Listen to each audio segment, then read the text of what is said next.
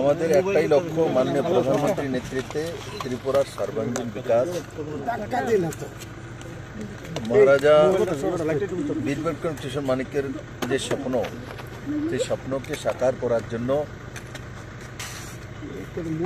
আমাদের ত্রিপুরা পার্টি और ভারতীয় জনতা পার্টির যে মিলন, এবং সেই মিলন নিশ্চিত ত্রিপুরার শান্তি, সমৃদ্ধি এবং ওভারঅল ডেভেলপমেন্ট। আর সেইটাকে লক্ষ্য রেখে সেটাকে আলটিমেট গোল পয়েন্ট বানিয়ে আমরা কাজ করছি।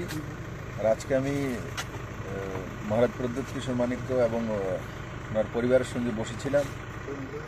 আগামী দিনে রণকৌশল কী হবে, কিভাবে করব, আর কি করা উচিত, আর সর্বোপরি জনতার আশীর্বাদ।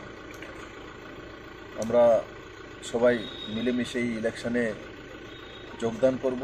2টি লোকসভা সিট যাতে বিপুল ভোটে জনতার আশীর্বাদ নিয়ে আমরা মাননীয় প্রধানমন্ত্রীর কাছে পৌঁছে দিতে পারি, সেটার বিষয়ে বিস্তারিত আলোচনা হয়েছে।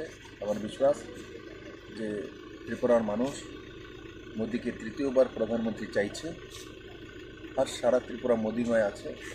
আমি আপনাদের মাধ্যমে ত্রিপুরাবাসীর কাছে বিনম্র প্রার্থনা করছি যে এই 2টা সিটে আপনাদের আশীর্বাদ চাই, আপনাদের ভালোবাসা চাই, আপনাদের সহমতি চাই।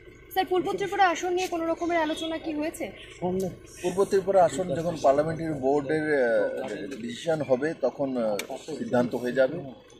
তো আমাদের পার্লামেন্টারি বোর্ড কিছুদিনের মধ্যে হয়ে 2-4 দিনের মধ্যে, আমার যেটা আনুমানিক 2-4 দিনের মধ্যে মাননীয় প্রধানমন্ত্রীকে সময় দিলেই পার্লামেন্টারি বোর্ড দিল্লিতে মিটিং বসবে। আর সেই মিটিংয়ে আমি আশা করি ত্রিপুরা পূর্ব ত্রিপুরা সিট ডিক্লেয়ার হবে।